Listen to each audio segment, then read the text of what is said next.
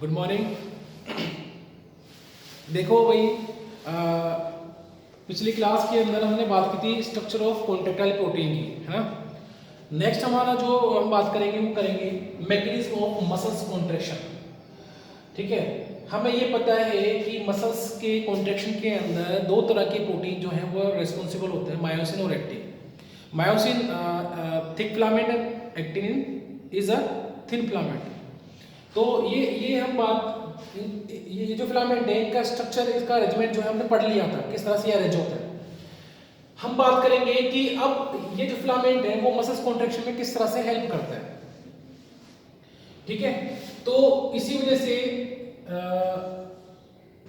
यहां पर हम एक थ्योरी पढ़ते हैं, स्लाइडिंग फिलामेंट थ्योरी। मतलब देखो, फिलामेंट की बात करें तो दो तरह के फिलामेंट होते हैं, कौन कौन से? थिक और थिन।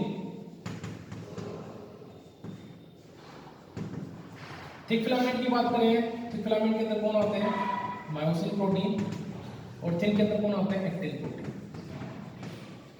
मतलब बात क्या करना चाह रहे हैं? बात यही करना चाह रहे हैं कि मायोसिन और एक्टिन जो प्रोटीन है वो एक दूसरे पे वो क्या करेंगे, एक्चुअली में वो स्लाइड करेंगे। स्लाइड करेंगे मतलब वो मूव करेंगे, क्योंकि मैंने कल बताया था कि प्रोटीन जो है वो स्ट्रेचेबल नहीं है, वो रबड़ के खींचेंगे नहीं, ओनली उनका जो अरेंजमेंट है या वो जो क्या करेंगे, वो एक दूसरे पे क्या करेंगे, मूव करेंगे। वो कैसे मूव करेंगे और कैसे मसल कॉन्ट्रैक्शन करवाएंगे वो ये आज हम पढ़ेंगे। ठीक है, तो स्टार्टिंग कहाँ से होती है? मसल्स, कोई भी मसल अगर मूव कर रहा है, मसल कॉन्ट्रैक्शन करवाना है, तो स्टार्टिंग कहाँ से होती है? वो होती है हमारे सीएनएस से, सेंट्रल नर्वस सिस्टम। ठीक है, जिसके अंदर ब्रेन और स्पाइनल कॉर्ड आते हैं हमारे। सेंट्रल नर्वस सिस्टम से सिग्नल लेके जाने का काम कौन करते हैं? मोटर न्यूरॉन करते हैं। सेंट्रल नर्वस सिस्टम से सिग्नल लेके जाने का काम कौन करते हैं? मोटर न्यूरॉन करते हैं। और ये मोटर न्यूरॉन जो है सिग्नल लेकर कहाँ आ रहे हैं? एक्चुअली में मसल्स तक आ रहे हैं। सीएनएस से ये सिग्नल जो है किस फॉर्म में निकलेंगे? वो निकलेंगे इलेक्ट्रिकल इंपल्स की फॉर्म में।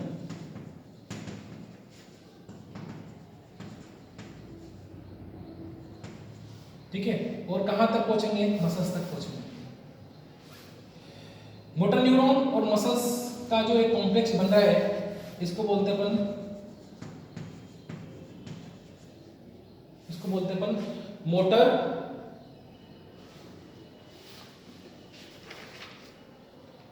यूनिट। ठीक है, इसको हम क्या बोलते हैं? Motor unit.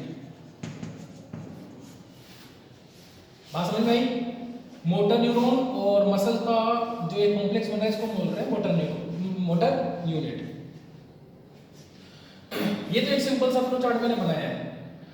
अब बात करते हैं न्यूरॉन की, क्योंकि कुछ टर्म्स हैं जो हमें समझनी है, वो बिना डायग्राम के समझ में नहीं आएगी।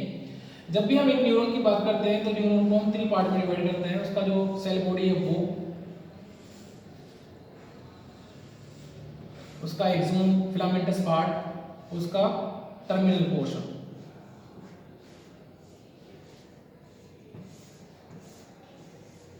ठीक है, ये इसका साइटोन,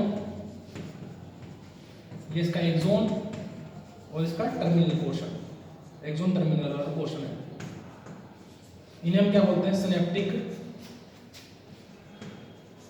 स्नैप्टिक नोड। ठीक है, यहां से मान लो सीएनएस से सिग्नल आ रहे हैं, मोटर न्यूरॉन जो है सिग्नल को लेके आ रहे हैं, और ये वो मोटर न्यूरॉन है जो किससे आकर जुड़ रहा है? लास्ट में मसल सेल से आकर जुड़ रहा है। ये वो न्यूरॉन है जो लास्ट में किससे आकर जुड़ रहा है? मसल सेल से। सीएनएस से सिग्नल आ रहे हैं मोटर न्यूरॉन के थ्रू, और ये वो मोटर न्यूरॉन है जो मसल सेल से आकर जुड़ रहा है। ये मसल सेल की प्लाज्मा मेम्ब्रेन है, जिसको हम सार्कोलेमा बोलते हैं। ठीक है, तो न्यूरॉन का जो सिनेप्टिक नोड है और मसल सेल की जो प्लाज्मा मेम्ब्रेन है, जिसको सार्कोलेमा बोल रहे हैं, दोनों के बीच का जो जंक्शन है उसको हम बोलते हैं न्यूरोमस्कुलर जंक्शन। दोनों के बीच का जो जंक्शन है उसको बोलेंगे न्यूरो मस्कुलर जंक्शन। दोनों के बीच का जो जंक्शन है उसको हम क्या बोलेंगे? न्यूरोमस्कुलर जंक्शन, जो कि मोटर न्यूरॉन और सार्कोलेमा के बीच में बन रहा है। मसल सेल के बीच में बन रहा है, ऐसा बोल सकते हैं। ठीक है, यहाँ तक क्लियर है। सीएनएस से सिग्नल आया, सिग्नल मोटर न्यूरॉन जो है कहाँ लेकर आ रहे हैं, मसल्स तक लेके आएंगे। तो ये लास्ट मोटर न्यूरॉन है जो मसल से जुड़ा हुआ है, तो उस न्यूरॉन के बीच में और मसल सेल के बीच में जो जंक्शन बनता है इसको बोलते हैं न्यूरोमस्कुलर जंक्शन। ठीक है, अब इस पोर्शन के अंदर, इस पोर्शन को थोड़ा जूम करके देखते हैं, इस पोर्शन के अंदर हो क्या रहा है। ठीक है, इस पोर्शन को थोड़ा जूम करके देखते हैं।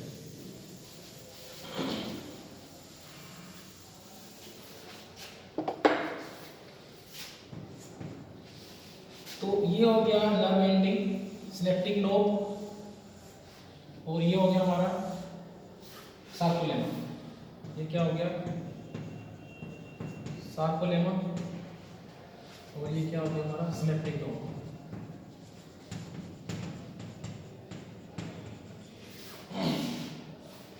मसल सेल है पूरी, ये मसल सेल है। इस मसल सेल के अंदर एंडोप्लाज्म रेटिकुलम वगैरह, इसके न्यूक्लियस वगैरह बहुत सारी चीजें होंगी, फिलामेंट्स होंगी। ठीक है, एक्टिन मायोसिन फिलामेंट होंगे, सारी चीजें होंगी। नेक्स्ट, यहां से इलेक्ट्रिकल सिग्नल आ रहे थे अब तक,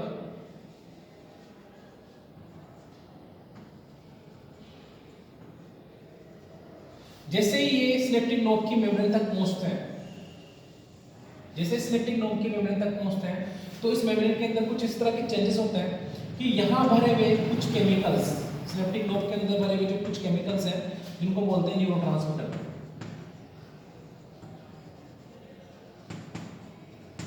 इनको बोलते हैं न्यूरोट्रांसमीटर। ठीक है, कई तरह के न्यूरोट्रांसमीटर हो सकते हैं। यहाँ न्यूरोट्रांसमीटर के, जिस न्यूरोट्रांसमीटर की हम बात कर रहे हैं उसका नाम है एसिटिल कोलाइन। जिस न्यूरोट्रांसमीटर की हम बात कर रहे हैं उसका नाम है एसिटिल कोलाइन। तो जैसे इलेक्ट्रिक इंपल्स जो है सिनेप्टिक नोब में पहुंचे, इसकी मेम्ब्रेन के अंदर कुछ इस तरह के चेंजेस हुए कि जो न्यूरोट्रांसमीटर है वो रिलीज कर दिए गए, कहां पर, इस जंक्शन के बीच में। ये न्यूरोट्रांसमीटर यहाँ रिलीज कर दिए गए बाहर। ठीक है, ये न्यूरोट्रांसमीटर क्या लेके आ रहे हैं, ये जो इलेक्ट्रिकल इंपल्स था वो इंपल्स इन केमिकल्स की फॉर्म में कहां आ गए, बाहर आ गए। ठीक है, मतलब वो सिग्नल इन न्यूरोट्रांसमीटर के अंदर वो सिग्नल है जो सीएनएस ने भेजा है, इन न्यूरोट्रांसमीटर के अंदर वो सिग्नल है जो सीएनएस ने भेजा है, लेकिन वो सिग्नल अब किस फॉर्म में है, केमिकल फॉर्म में। ये समझना है। अब ये मसल की क्या होगी, प्लाज्मा मेम्ब्रेन होगी। मसल की प्लाज्मा मेम्ब्रेन के ऊपर कुछ रिसेप्टर्स पाए जाते हैं जिनको हम एससीएच रिसेप्टर बोलते हैं, इनको बोलते हैं एससीएच रिसेप्टर्स। तो क्या होगा भाई, अब कहानी समझ में आ रही है थोड़ी, क्या समझ में आ रही है कि भैया जो न्यूरोट्रांसमीटर है जिनको हम क्या बोल रहे हैं, एसिटिल कोएंजाइम, इनको रिसीव करने के लिए एसिटिल कोलाइन रिसेप्टर प्रेजेंट है। तो मतलब ये रिसेप्टर से आकर कौन जुड़ जाएंगे, ये जितने भी एसिटिल कोलाइन है ये सब इनसे आकर जुड़ जाएंगे। जैसे ही रिसेप्टर न्यूरोट्रांसमीटर को रिसीव करेंगे तो क्या होगा, इसकी जो मेम्ब्रेन है, मसल के सेल की जो मेम्ब्रेन है, इसके अंदर चेंजेस आएंगे। चेंजेस क्या होंगे, मसल सेल की जो मेम्ब्रेन है ये डीपोलराइज हो जाएगी, डीपोलराइज हो जाएगी। मतलब डीपोलराइज का मतलब है सिंपल सी कि जो चार्जेस अरेंज थे सेल मेम्ब्रेन पर, उन चार्जेस के अंदर डिस्टर्बेंस हो रहा है, डीपोलराइज हो रहा है। डीपोलराइज का मतलब, और चार्जेस का मतलब क्या है कि जो आयंस है उनका मूवमेंट स्टार्ट हो गया, कहने का मतलब ये है। तो हमें पता है कि सेल के अंदर आयंस का मूवमेंट मतलब क्या है कि सोडियम तो अंदर आएगा और पोटेशियम क्या होगा, बाहर जाएगा। यही मूवमेंट होता है आयंस का, इस तरह से मूवमेंट होता है। इसी मूवमेंट की वजह से क्या होता है, सेल मेम्ब्रेन जो है वो डिपोलराइज होती है। तो कुछ इसी तरह का मैकेनिज्म यहाँ हो गया। तो जैसे ही सोडियम आयन क्या हुए, अंदर आए, जैसे ही सोडियम आयन अंदर आए तो सोडियम आयन ने क्या किया, उन्होंने स्टिमुलेट किया किसे, एंडोप्लाज्मिक रेटिकुलम को, जिसको हम सार्कोप्लाज्मिक रेटिकुलम बोल रहे हैं। जैसे सोडियम आयन अंदर आए, उन्होंने क्या किया, सोडियम आयन ने क्या किया, स्टिमुलेट किया एंडोप्लाज्मिक रेटिकुलम को। क्यों स्टिमुलेट किया, क्या काम है इससे, क्योंकि ये चाहते हैं कि इसके अंदर पड़े हुए कैल्शियम आयन है वो बाहर रिलीज कर दिया जाए, कैल्शियम आयन क्या हो, बाहर रिलीज कर दिया जाए। ठीक है, तो यहां तक क्लियर है मेरे ख्याल से। ठीक है, ये पूरा क्लियर हो गया। सीएनएस से सिग्नल पहुंचा, मोटर न्यूरॉन लेकर आए, सिग्नल जो है वो केमिकल सिग्नल में चेंज हुआ, न्यूरोट्रांसमीटर में चेंज हुआ, न्यूरोट्रांसमीटर रिसीव किए गए through the membrane of the muscle, और जो है डिपोरेशन हुआ, सोडियम आयन अंदर आए, सोडियम आयन के अंदर आने की वजह से जो एंडोप्लाज्मिक रेटिकुलम में वो जो है वो स्टिमुलेट हुई, और उसकी वजह से कैल्शियम आयन क्या हुआ, रिलीज हुए। ठीक है, यहाँ तक क्लियर है। चलो आगे बात करते हैं हम।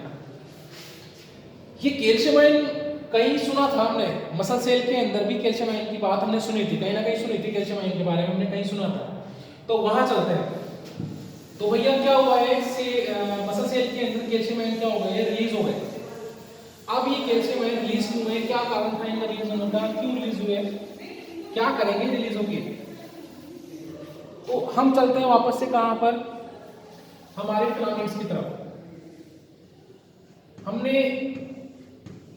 एक्टिन का स्ट्रक्चर बनाया था जिसमें दो फिलामेंट एक दूसरे के हेलिकल अरेंज है, मैं दो फिलामेंट नहीं बनाकर एक सिंगल सा फिलामेंट बना रहा हूं। ठीक है, कॉम्प्लेक्स नहीं कर रहा हूं ज्यादा। ठीक है, और मैंने बताया था कि हर जी प्रोटीन, जैसे ये एक्टिन का जो यूनिट है उसको बोलते हैं जी प्रोटीन।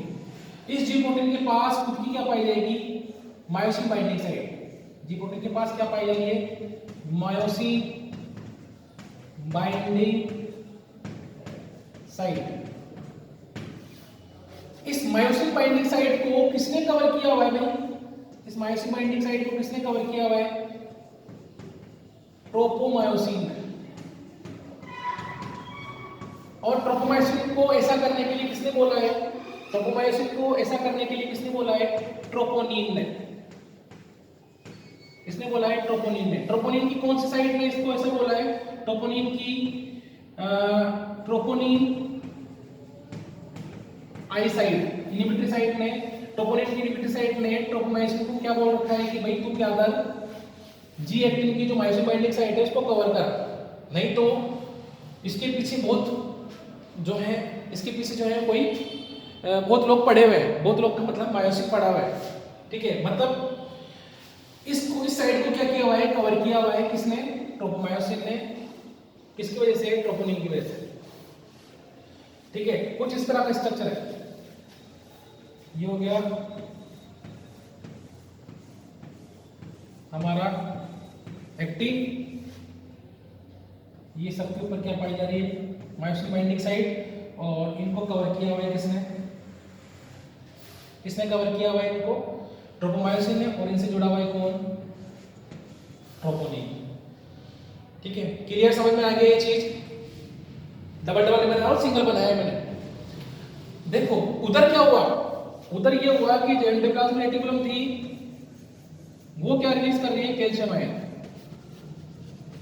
तो भैया ट्रोपोनिन की एक साइड वो भी थी जहां पर क्या था, कैल्शियम बाइंडिंग साइट थी, इसकी एक साइड वो भी है जहां कैल्शियम बाइंड हो रहे थे,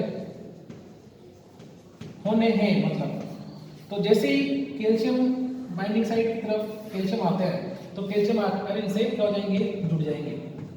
कैल्शियम किससे जुड़ जाएंगे, कैल्शियम बाइंडिंग साइट से आकर जुड़ जाएंगे। जैसे ही कैल्शियम ट्रोपोनिन की कैल्शियम बाइंडिंग साइट से आकर जुड़ता है, जैसे ही कैल्शियम ट्रोपोनिन की कैल्शियम बाइंडिंग साइट से आकर जुड़ता है, ट्रोपोनिन के अंदर कन्फर्मेशन चेंजेस आते हैं। ट्रोपोनिन के चेंजेस आने की वजह से ट्रोपोनिन क्या करता है कि भाई मेरे से आकर कौन जुड़ गया है, कैल्शियम आकर जुड़ गया है, और ये बोल रहा है, क्या बोल रहा है कि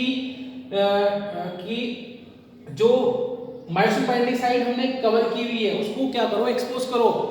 कैल्शियम आयन आकर क्या बोल रहा है ट्रोपोनिन से कि भाई ट्रोपोमायोसिन को बोल कि मायोसिन बाइंडिंग साइट जो है तूने कवर की हुई है, उस मायोसिन बाइंडिंग साइट को क्या कर दे, एक्सपोज कर दे, दिखा दे, हट जा वहां से। ठीक है, तो ये काम होता है कैल्शियम का, क्योंकि कैल्शियम जो है वो ट्रोपोनिन से आकर जुड़ता है, ट्रोपोनिन जो है वो ट्रोपोमायोसिन से बोलता है कि आप वहां से जो मायोसिन बाइंडिंग साइट है वहां से हट जाओ, मतलब उसको एक्सपोज कर दो। तो भाई हुआ क्या, ट्रोपोनिन की मतलब जी एक्टिन की जो मायोसिन बाइंडिंग साइट है वो एक्सपोज हो गई, और इस बाइंडिंग साइट के लिए, इस बाइंडिंग साइट के इंतजार में कौन बैठा हुआ है, इससे जुड़ने के इंतजार में कौन बैठा हुआ है, हमारा मायोसिन। इससे जुड़ने के इंतजार में कौन बैठा हुआ है, हमारा मायोसिन। क्या करेगा मायोसिन, उसकी बात करते हैं। ठीक है, आई होप यहाँ पूरा क्लियर हो गया होगा क्या कर रहा है, क्या हुआ है, क्या नहीं हुआ है। उसके बाद आगे बात करते हैं।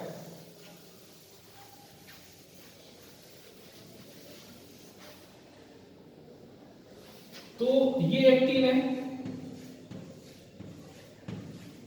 ठीक है। ट्रोपोमायोसिन ने इसकी साइड को क्या कर दिया, एक्सपोज कर दिया, साइड दिख रही है, कोई दिक्कत नहीं है, बाइंडिंग साइड क्या हो रही है, दिख रही है। तो यहां जो इसके वेट में, इसके इंतजार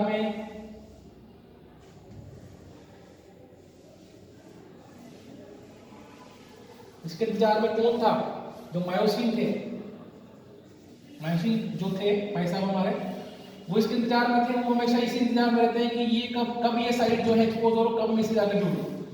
तो जैसे ये साइड एक्सपोज होती है तो मायोसिन जो है वो क्या करता है, मतलब हमें पता है कि मायोसिन के अंदर दो बाइंडिंग साइड है, एक तो एटीपी बाइंडिंग साइड है, तो इसकी इस साइड से कौन आकर जुड़ जाता है, एटीपी। एटीपी बाइंडिंग साइड से कौन आकर जुड़ जाएगा, एटीपी।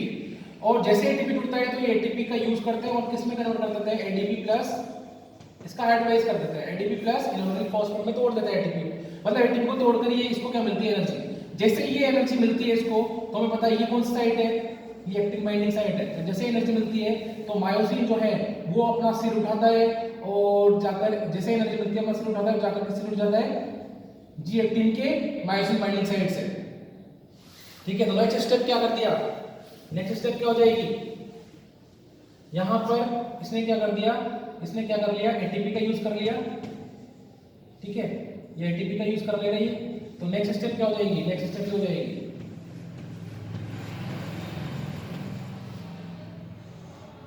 इससे जाकर ये बाइंड हो जाएगी। बताओ क्लियर, समझ में आया।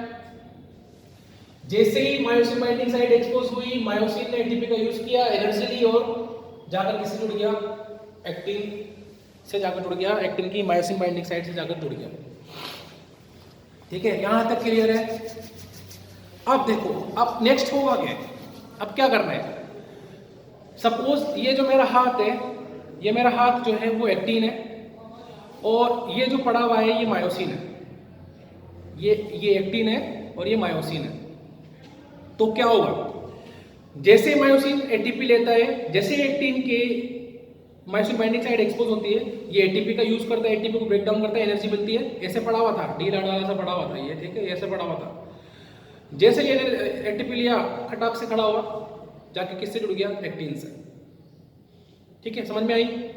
अब क्या करेगा ये, जैसे एक्टिन से जुड़ा तो ये जो है जुड़ गया, अब ये क्या करेगा, मूव करेगा, इसका हेड जो है पीछे की तरफ मूव करेगा, ये पीछे की तरफ मूव, तो इससे जुड़ा हुआ है तो हेड मूव करेगा तो एक्टिन भी मूव करेगा। बात समझ में आई, हेड मूव करेगा तो एक्टिन भी मूव करेगा, हेड मूव करेगा तो एक्टिन भी मूव करेगा, समझ में आई बात। मूव करेगा, मैक्सिमम कॉन्ट्रैक्शन, मैक्सिमम मूव कर जाएगा। उसके बाद ये क्या करेगा, ये क्या करेगा, वापस से एक एटीपी को उठाएगा, वापस से एक एटीपी लेगा और एटीपी जैसे इसको मिलता है तो वापस इसको छोड़ देगा, फिर यहां जुड़ जाएगा, फिर मूव करेगा, फिर इसको आगे बढ़ाएगा, फिर एटीपी लेगा, फिर छोड़ देगा, फिर जुड़ेगा, फिर आगे बढ़ाएगा। मतलब हो क्या रहा है, ये तो अपनी जगह है, बस इसका सीरियल रहा है, मायोसिन तो अपनी जगह बैठा हुआ है, बस इसका सिर रहा है, सिर जो है वो मूव कर रहा है और सिर मूव करने की वजह से क्या हो रहा है, ये जुड़ रहा है, एक्टिन को आगे की तरफ मूव करवा रहा है, ये एक्टिन को जो है वो स्लाइड करवा रहा है खुद पर। तो एक बात तो यहां से समझ में आ गई कि मायोसिन जो है वो फिक्स है, लेकिन एक्टिन जो है मायोसिन पर क्या कर रहे हैं, स्लाइड कर रहे हैं। मायोसिन तो फिक्स है अपनी जगह पर, लेकिन उन पर कौन स्लाइड कर रहे हैं, एक्टिन स्लाइड कर रहे हैं। एक्टिन जो है उन पर क्या कर रहे हैं, मूव कर रहे हैं। बात समझ में आ गई, ठीक है। अब हम बात करते हैं इनके अरेंजमेंट की। इस तरह से मायोसिन एक्टिन जो है वो बाइंड होते हैं। अच्छा, मायोसिन एक्टिन बाइंड करके एक क्रॉस ब्रिज बनाते हैं। ये जो जुड़ा है ना, इसलिए ये जो जुड़ गया इसको हम क्या बोल रहे हैं, क्रॉस ब्रिज, ठीक है। ये यहां तक क्लियर है, ठीक है, यहां तक समझ में आ गया। नेक्स्ट हम बात करते हैं अब क्या हुआ। ये एक्टिन जो थे वो यहां थे, एक्टिन जो थे वो यहां थे, लेकिन मायोसिन ने उनको खींच कर क्या कर दिया, पास ला रहे हैं। मायोसिन को क्या कर रहे हैं, पास ला रहे हैं। एक्टिन यहां थे, मायोसिन को क्या कर रहे हैं, पास ला रहे हैं। और इतना पास ले आए कि कंडीशन क्या आ गई, एक दूसरे पे क्या हो रहे हैं, ओवरलैप। इतने दूर दूर थे एक्टिन, लेकिन मायोसिन ने उनको खींच कर क्या कर दिया, ओवरलैप। देखो मेरी कोनिया कहाँ है मेरा, वहां उस जगह पर है। एक्टिन पास आए, कोनिया पास आई। ये इन कोनियों को हम क्या बोल देते हैं, ये जो मेरी दोनों एल्बोज है ये दोनों क्या है, ये जेड लाइन है, ये एक जेड लाइन, ये एक जेड लाइन, ये दोनों क्या है एक्टिन, ये जेड लाइन, ये जेड लाइन, दो जेड लाइन के बीच का डिस्टेंस सार्कोमियर। ठीक है, मायोसिन दोनों को खींच रहे हैं, मायोसिन जो है दोनों को खींच रहे हैं, पास आ रही है, जेड लाइन भी मूव कर रही है। क्या जेड लाइन में क्या फर्क पड़ रहा है, जेड लाइन क्या हो रही है, पास आ रही है, और लेफ्ट कर गए, जेड लाइन क्या हो गई का डिस्टेंस, जेड लाइन जो सॉरी सार्कोमियर का डिस्टेंस क्या हो गया, कम हो गया। मतलब दो चीजें हो गई, एक तो एक्टिन जो है वो पास आए, जेड लाइन पास आई, जेड लाइन पास आने की वजह से सार्कोमियर का साइज जो है वो कम हो गया। ठीक है, समझ में आ गई बात, आगे क्या होगा तो देखते हैं, डायग्राम समझते थोड़ा सा।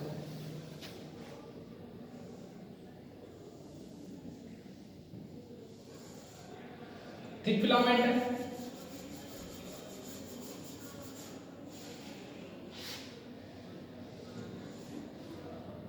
ये हमारा थिन फिलामेंट है,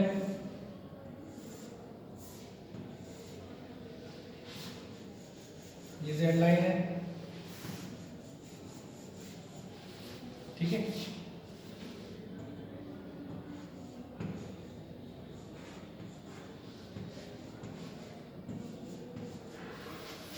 ये इसको इधर खींचेंगे, ये इसको इधर खींचेंगे, तो दोनों क्या होंगे, पास आएंगे, दोनों एक तरफ एक दूसरे के पास आएंगे। मेरे को बताओ, ये वाला जो जोन था, ये वाला जो जोन था वो क्या था, ये एच जोन था, ये क्या था, एच जोन था। ठीक है, और ये वाला जो बैंड था, यहां से यहां तक का जो बैंड था, ये क्या था, ए बैंड था। यहां से यहां तक का जो बैंड था वो क्या था, ए बैंड, और यहां से यहां तक का जो था वो क्या था, एच जोन। ठीक है, ये तो एच जोन है और ये ए बैंड है। तो बताओ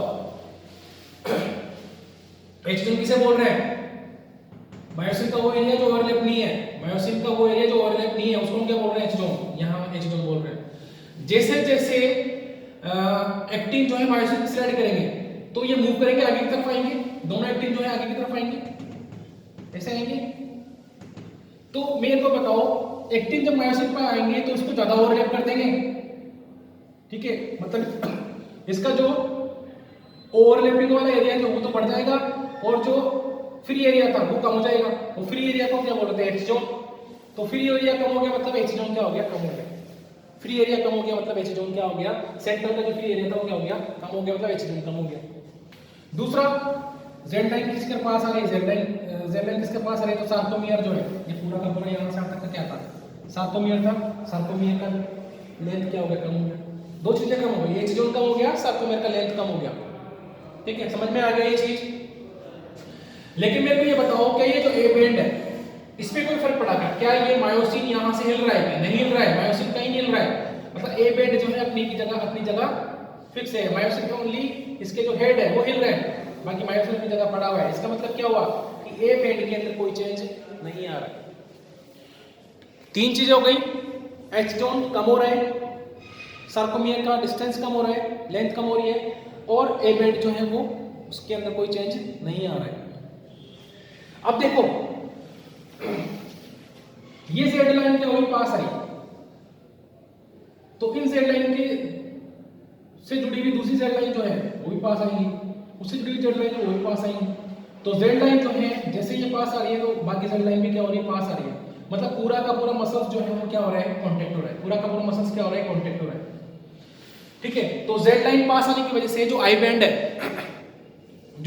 है वो क्या होगा, रिड्यूस होगा। ठीक है, ए बैंड में कोई चेंज नहीं आएगा, आई बैंड क्या हो जाएगा, रिड्यूस हो जाएगा। ठीक है, बहुत अच्छा डायग्राम दिया हुआ है तुम्हारी बुक के अंदर, पेज नंबर 308 पे, पेज नंबर 308 पे डायग्राम दिया हुआ है, ये वाला डायग्राम। ठीक है, बोर्ड पे तो ऐसा डायग्राम बनेगा नहीं, ये वाला डायग्राम देखो।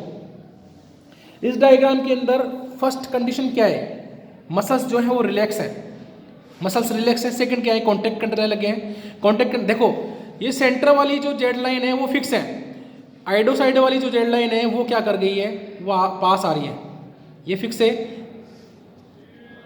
जो दोनों के साइड की तरफ जो जेड लाइन है वो क्या हो रही है, पास आ रही है। ठीक है, जेड लाइन पास आई तो क्या हुआ, ये जो सार्कोमियर है और ये भी सार्कोमियर क्या हो गया, कम हो गया। एच जोन देखो, यहाँ एच जोन जो था, यहाँ का एच जोन और यहाँ का एच जोन क्या हो गया, कम हो गया। और कॉन्ट्रेक्शन होगा, मैक्सिमम कॉन्ट्रेक्शन हुआ तो क्या हुआ, जेड लाइन और पास आ गई।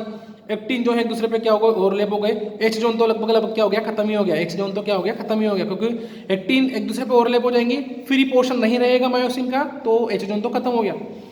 ठीक है, बात समझ में आ रही है। ठीक है, तो जेड लाइन क्या हो गई, पास पास आ गई। तो जेड लाइन पास पास आएंगे तो एच आई बैंड भी क्या होगा, कम होगा। ठीक है, जेड लाइन पास पास आएंगी तो आई बैंड भी क्या होगा, उसके साथ साथ कम होगा। ये चीज हमें याद रखनी है। तो इस तरह से क्या हुआ, कैल्शियम के आने की वजह से क्या हुआ, जो एक्टिव मायोसिन बाइंडिंग साइड थी वो एक्सपोज हुई, मायोसिन जुड़ा, मायोसिन की ऊपर एक्टिन जो है वो स्लाइडिंग उन्होंने किया। स्लाइड करने की वजह से मसल्स के अंदर क्या हुए, मतलब प्रोटीन जो है वो उनका जो अरेंजमेंट था वो चेंज हुआ। प्रोटीन जो फैले हुए थे वो क्या हो गए, पास आ गए। पास आने की वजह से मसल्स जो है वो क्या हुए, कॉन्ट्रैक्ट हुए। ये था पूरा मैकेनिज्म। तो इस तरह से मसल का क्या होता है, कॉन्ट्रैक्शन होता है। अब मसल्स कॉन्ट्रैक्ट कर रहा है, फुल कॉन्ट्रैक्ट उसने कर लिया। कॉन्ट्रैक्ट करने के जैसे बाद क्या होता है, उसको वापस रिलैक्स करना है। तो उस कंडीशन में क्या होगा, कॉन्ट्रैक्ट करने के बाद कैल्शियम आयन जो है वापस से कैल्शियम बाइंडिंग साइड से हट जाते हैं, अपनी जगह चले जाते हैं। कहाँ चले जाते हैं, कहाँ से निकल कर आए थे, इनका घर कौन था, सार्कोप्लाज्मिक रेटिकुलम, वहाँ वापस चले गए। जो ट्रोपोमायोसिन है उसने अपना काम करना स्टार्ट कर दिया, जो मायोसिन बाइंडिंग साइड थी उसको वापस से कवर कर दिया। मायोसिन जो है वो जुड़ने की कोशिश कर रहा है, नहीं जुड़ेगा। क्यों, साइड क्या हो गई, कवर हो गई। मतलब मायोसिन नहीं जुड़ेगा, पूरा का पूरा मैकेनिज्म जो है वो उल्टा हो जाएगा, पूरा का पूरा मैकेनिज्म उल्टा हो जाएगा। जेड लाइन जो पास पास आ गई थी अपनी जगह चली जाएंगी, सार्कोमेर की लेंथ बढ़ जाएंगी, एच जोन वापस से डेवलप हो जाएगा। ठीक है, आई बैंड अपना वापस से वही साइज ले लेगा, ये वापस से रिलैक्स वाले कंडीशन में हो जाएगा। बताओ यहाँ तक क्लियर है? आई होप यहाँ समझ में आ गया होगा। देखो आई बैंड वाला कई बच्चों को समझ में नहीं आता है कि सर ये इधर से खींचेगा, वो उधर से उधर, ये इधर खींचेगी जेड लाइन, वो जेड लाइन उधर खींचेगी। ऐसा नहीं है, सारी जेड लाइन पास आएंगी। ठीक है, डायग्राम से तो हमें ऐसा लगता है कि ये दोनों पास आ रहे हैं, तो इधर वाले दोनों पास आएंगे तो बीच में गैप हो जाएगा, हमें ऐसा लगता है डायग्राम को देखकर। ये इसको खींच लिया, इधर वाला इसको खींच लेगा तो बीच में गैप हो जाएगा। नहीं, ऐसा नहीं होगा। ये इसको खींच रहा है तो ये जेड लाइन, ये जेड लाइन, ये भी तो पास आएगी ना, ये भी तो दो जेड लाइन है, यहाँ भी तो जेड लाइन होगी, ये जेड लाइन भी पास आएंगी, ये भी दोनों पास आ रही है, जेड लाइन भी पास आएंगी। जब जेड लाइन पास आएंगी तो आई बैंड क्या हो जाएगा, कम हो जाएगा। बात समझ में आ गई? तो ये था हमारा कॉन्ट्रैक्शन का मैकेनिज्म मसल्स के अंदर, किस तरह से मसल्स के अंदर क्या होता है, कॉन्ट्रैक्शन होता है। आई होप क्लियर हो गया होगा ये। ठीक है, ओके, थैंक यू।